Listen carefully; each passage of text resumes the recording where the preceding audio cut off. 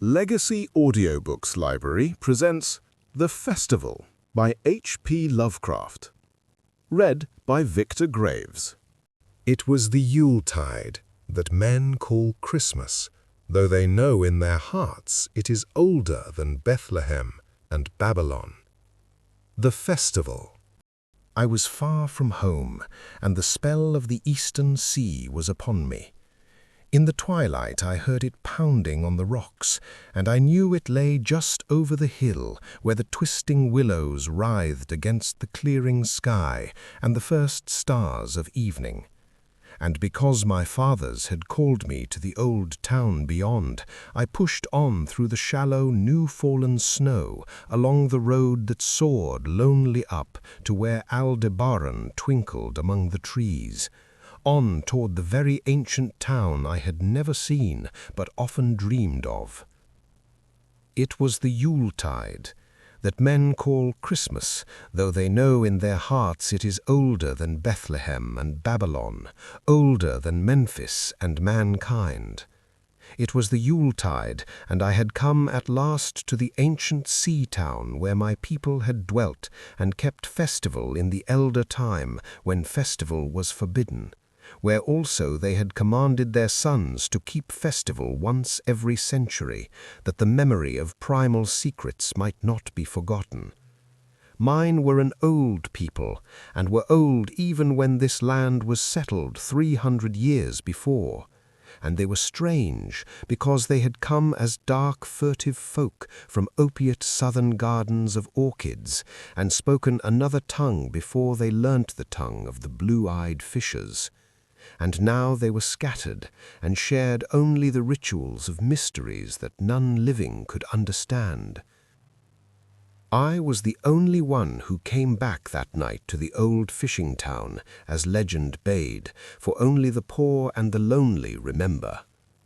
Then beyond the hill's crest I saw Kingsport outspread frostily in the gloaming, snowy Kingsport with its ancient vanes and steeples, ridge-poles and chimney-pots, wharves and small bridges, willow trees and graveyards, endless labyrinths of steep, narrow, crooked streets, and dizzy church-crowned central peak that time durst not touch. Ceaseless mazes of colonial houses, piled and scattered at all angles and levels like a child's disordered blocks. Antiquity hovering on grey wings over winter-whitened gables and gambrel roofs. Fanlights and small-paned windows, one by one gleaming out in the cold dusk to join Orion and the archaic stars.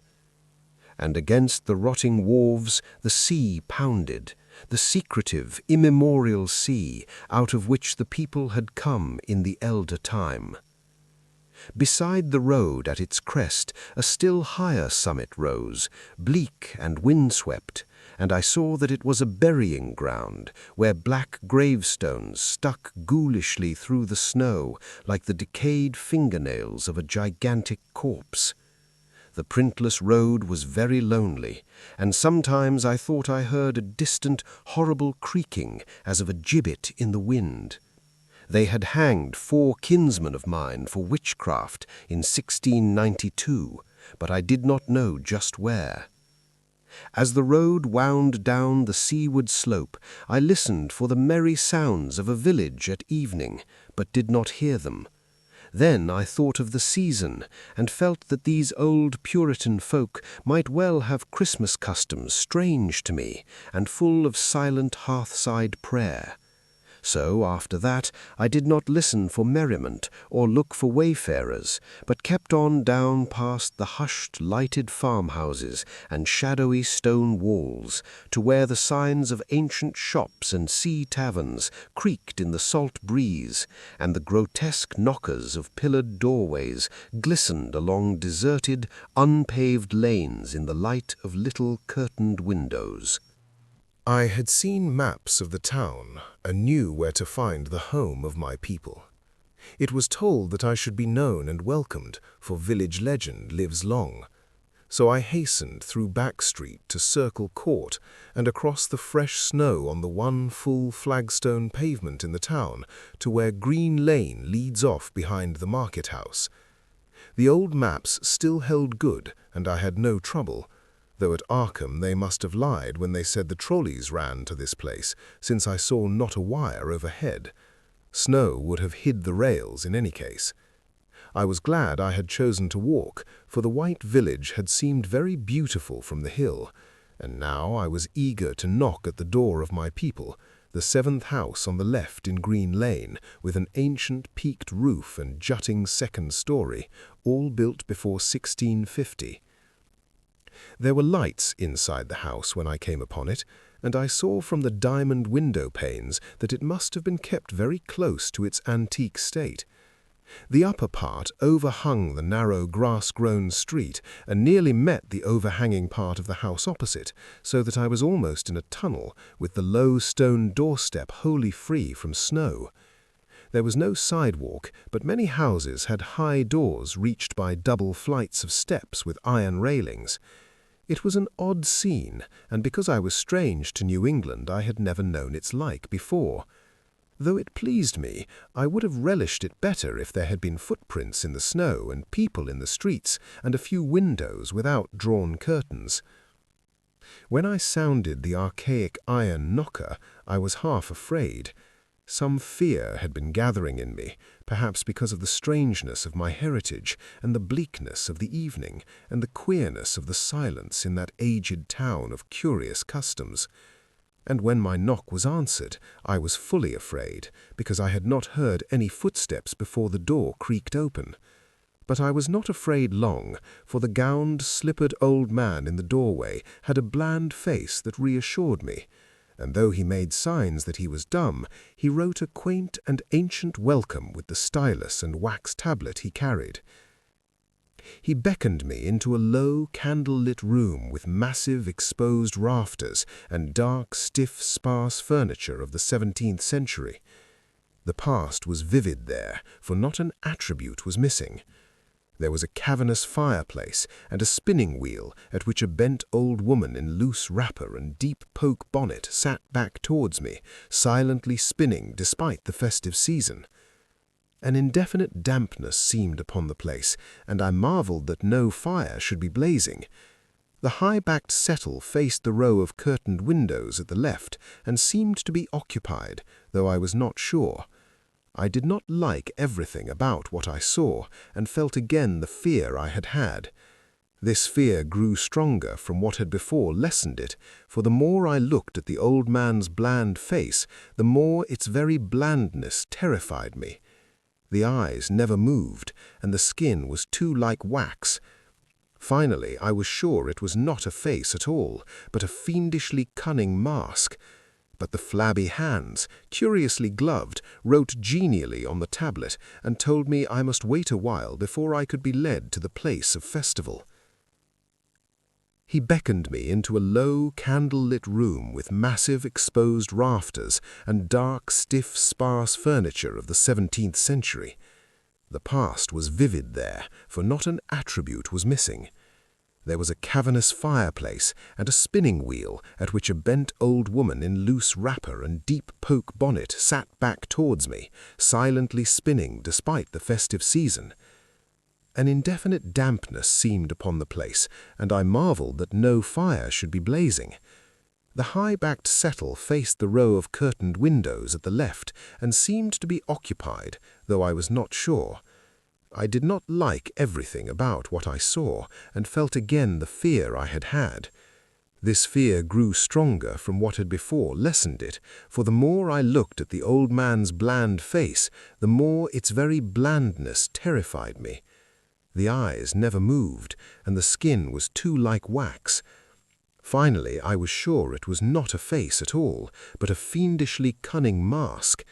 But the flabby hands, curiously gloved, wrote genially on the tablet and told me I must wait a while before I could be led to the place of festival. Pointing to a chair, table, and pile of books, the old man now left the room, and when I sat down to read, I saw that the books were hoary and mouldy, and that they included old Morister's wild marvels of science, the terrible Sadducismus Triumphatus of Joseph Glanville, published in 1681, the shocking Daemon Eletria of Remigius, printed in 1595 at Lyons, and worst of all, the unmentionable Necronomicon of the mad Arab Abdul al-Hazred in Alaus Wormius's forbidden Latin translation, a book which I had never seen, but of which I had heard monstrous things whispered. No one spoke to me, but I could hear the creaking of signs in the wind outside, and the whir of the wheel as the bonneted old woman continued her silent spinning. I thought the room and the books and the people very morbid and disquieting, but because an old tradition of my father's had summoned me to strange feastings, I resolved to expect queer things. So I tried to read, and soon became tremblingly absorbed by something I found in that accursed Necronomicon, a thought and a legend too hideous for sanity or consciousness. But I disliked it when I fancied I heard the closing of one of the windows that the settle faced, as if it had been stealthily opened. It had seemed to follow a whirring that was not of the old woman's spinning wheel. This was not much, though, for the old woman was spinning very hard, and the aged clock had been striking. After that I lost the feeling that there were persons on the settle, and was reading intently and shudderingly when the old man came back booted and dressed in a loose antique costume, and sat down on that very bench so that I could not see him. It was certainly nervous waiting, and the blasphemous book in my hands made it doubly so. When 11 struck, however, the old man stood up, glided to a massive carved chest in a corner, and got 2 hooded cloaks, one of which he donned, and the other of which he draped round the old woman, who was ceasing her monotonous spinning. Then they both started for the outer door, the woman lamely creeping, and the old man, after picking up the very book I had been reading, beckoning me as he drew his hood over that unmoving face or mask.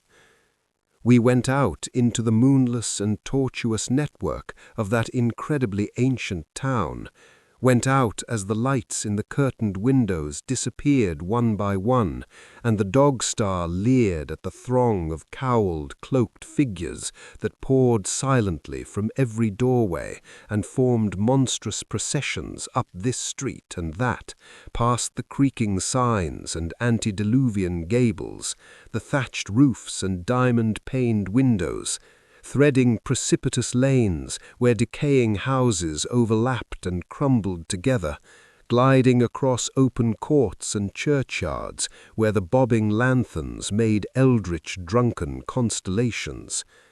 Amid these hushed throngs I followed my voiceless guides, jostled by elbows that seemed preternaturally soft, and pressed by chests and stomachs that seemed abnormally pulpy, but seeing never a face and hearing never a word.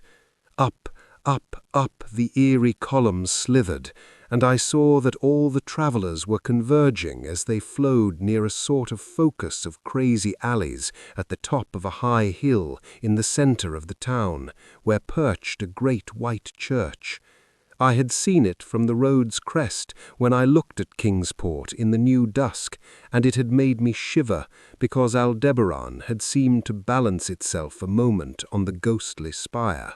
There was an open space around the church, partly a churchyard with spectral shafts, and partly a half-paved square swept nearly bare of snow by the wind, and lined with unwholesomely archaic houses having peaked roofs and overhanging gables. Death fires danced over the tombs, revealing gruesome vistas, though queerly failing to cast any shadows. Past the churchyard, where there were no houses, I could see over the hill's summit and watch the glimmer of stars on the harbour, though the town was invisible in the dark. Only once in a while a lanthorn bobbed horribly through serpentine alleys on its way to overtake the throng that was now slipping speechlessly into the church. I waited till the crowd had oozed into the black doorway and till all the stragglers had followed. The old man was pulling at my sleeve, but I was determined to be the last. Then I finally went, the sinister man and the old spinning woman before me. Crossing the threshold into that swarming temple of unknown darkness, I turned once to look at the outside world as the churchyard phosphorescence cast a sickly glow on the hilltop pavement. And as I did so, I shuddered, for though the wind had not left much snow, a few patches did remain on the path near the door, and in that fleeting backward look it seemed to my troubled eyes that they bore no mark of passing feet, not even mine. The church was scarce lighted by all the lanthorns that had entered it, for most of the throng had already vanished. They had streamed up the aisle between the high white pews to the trap-door of the vaults which yawned loathsomely open just before the pulpit, and were now squirming noiselessly in. I followed dumbly down the foot-worn steps and into the dank, suffocating crypt. The tale of that sinuous line of night marchers seemed very horrible, and as I saw them wriggling into a venerable tomb, they seemed more horrible still. Then I noticed that the tomb's floor had an aperture down which the throng was sliding, and in a moment we were all descending an ominous staircase of rough-hewn stone. A narrow spiral staircase, damp and peculiarly odorous, that wound endlessly down into the bowels of the hill past monotonous walls of dripping stone blocks and crumbling mortar. It was a silent, shocking descent, and I observed after a horrible interval that the walls and steps were changing in nature, as if chiseled out of the solid rock. What mainly troubled me was that the myriad footfalls made no sound and set up no echoes. After more aeons of descent, I saw some side passages or burrows leading from unknown recesses of blackness to this shaft of nighted mystery.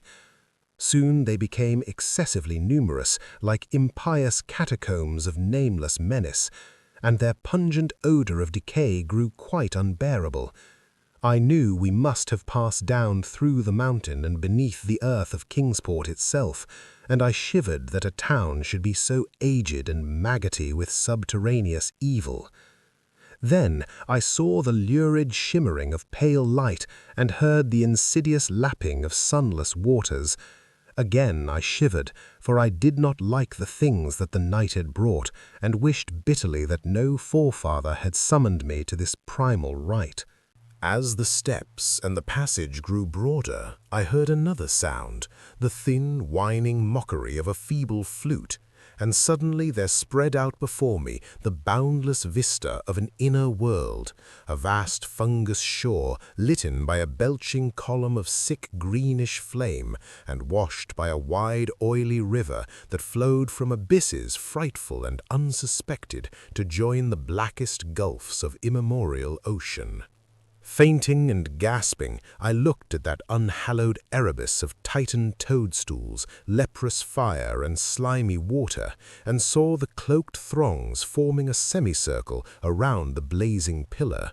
It was the Yule rite, older than man and fated to survive him, the primal rite of the solstice and of spring's promise beyond the snows, the rite of fire and evergreen, light and music. And in the Stygian grotto I saw them do the rite and adore the sick pillar of flame, and throw into the water handfuls gouged out of the viscous vegetation which glittered green in the chlorotic glare. I saw this, and I saw something amorphously squatted far away from the light, piping noisomely on a flute, and as the thing piped I thought I heard noxious muffled flutterings in the fetid darkness where I could not see. But what frightened me most was that flaming column, spouting volcanically from depths profound and inconceivable, casting no shadows as healthy flame should, and coating the nitrous stone above with a nasty venomous verdigris. For in all that seething combustion no warmth lay, but only the clamminess of death and corruption. The man who had brought me now squirmed to a point directly beside the hideous flame and made stiff ceremonial motions to the semicircle he faced. At certain stages of the ritual they did groveling obeisance, especially when he held above his head that abhorrent Necronomicon he had taken with him, and I shared all the obeisances because I had been summoned to this festival by the writings of my forefathers. Then the old man made a signal to the half-seen flute player in the darkness, which player thereupon changed its feeble drone to a scarce louder drone in another key, precipitating as it did so a horror unthinkable and unexpected. At this horror I sank nearly to the lichened earth, transfixed with a dread not of this world nor any world, but only of the mad spaces between the stars. Out of the unimaginable blackness beyond the gangrenous glare of that cold flame, out of the Tartarian leagues through which that oily river rolled uncanny, unheard, and unsuspected, there flopped rhythmically a horde of tame, trained, hybrid winged things that no sound eye could ever wholly grasp, or sound brain ever wholly remember. They were not altogether crows, nor moles, nor buzzards, nor ants, nor vampire bats, nor decomposed human beings, but something I cannot and must not recall. They flopped limply along, half with their webbed feet and half with their membraneous wings, and as they reached the throng of celebrants, the cowled figures seized and mounted them, and rode off one by one along the reaches of that unlighted river, into pits and galleries of panic, where poison springs feed frightful and undiscoverable cataracts. The old spinning woman had gone with the throng, and the old man remained only because I had refused when he motioned me to seize an animal and ride like the rest. I saw when I staggered to my feet that the amorphous flute player had rolled out of sight, but that two of the beasts were patiently standing by. As I hung back, the old man produced his stylus and tablet and wrote that he was the true deputy of my fathers who had founded the Yule worship in this ancient place, that it had been decreed I should come back, and that the most secret mysteries were yet to be performed. He wrote this in a very ancient hand, and when I still hesitated, he pulled from his loose robe a seal ring and a watch, both with my family arms, to prove that he was what he said. But it was a hideous proof, because I knew from old papers that that watch had been buried with my great-great-great-great-grandfather in 1698. Presently the old man drew back his hood and pointed to the family resemblance in his face, but I only shuddered, because I was sure that the face was merely a devilish waxen mask. The flopping animals were now scratching restlessly at the lichens, and I saw that the old man was nearly as restless himself. When one of the things began to waddle and edge away, he turned quickly to stop it, so that the suddenness of his motion dislodged the waxen mask from what should have been his head. And then, because that nightmare's position barred me from the stone staircase down which we had come, I flung myself into the oily underground river that bubbled somewhere to the caves of the sea, flung myself into that putrescent juice of earth's inner horrors before the madness of my screams could bring down upon me all the charnel legions these pest gulfs might conceal. At the hospital they told me I had been found half frozen in Kingsport harbour at dawn, clinging to the drifting spar that accident sent to save me. They told me I had taken the wrong fork of the hill road the night before and fallen over the cliffs at Orange Point, a thing they deduced from prints found in the snow. There was nothing I could say, because everything was wrong. Everything was wrong, with the broad window showing a sea of roofs in which only about 1 in 5 was ancient, and the sound of trolleys and motors in the streets below. They insisted that this was Kingsport, and I could not deny it. When I went delirious at hearing that the hospital stood near the old churchyard on Central Hill, they sent me to St. Mary's Hospital in Arkham, where I could have better care. I liked it there, for the doctors were broad-minded and even lent me their influence in obtaining the carefully sheltered copy of Alhazred's objectionable Necronomicon from the library of Miskatonic University. They said something about a psychosis and agreed I had better get any harassing obsessions off my mind.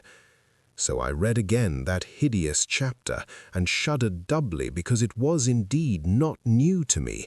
I had seen it before, let footprints tell what they might, and where it was I had seen it were best forgotten. There was no one in waking hours who could remind me of it, but my dreams are filled with terror because of phrases I dare not quote. I dare quote only one paragraph put into such English as I can make from the awkward Low Latin. "The nethermost caverns," wrote the accent Arab, "are not for the fathoming of eyes that see, for their marvels are strange and terrific. Cursed the ground where dead thoughts live new and oddly bodied, and evil the mind that is held by no head. Wisely did Ibn Shakabak say that happy is the tomb where no wizard hath lain, and happy the town at night whose wizards are all ashes. For it is of old rumour that the soul of the devil-bot hastes not from his charnel clay, but fats and instructs the very worm that gnaws, till out of corruption horrid life springs, and the dull scavengers of earth wax crafty to vex it, and swell monstrous to plague it. Great holes secretly are digged where earth's pores ought to suffice, and things have learnt to walk that ought to crawl.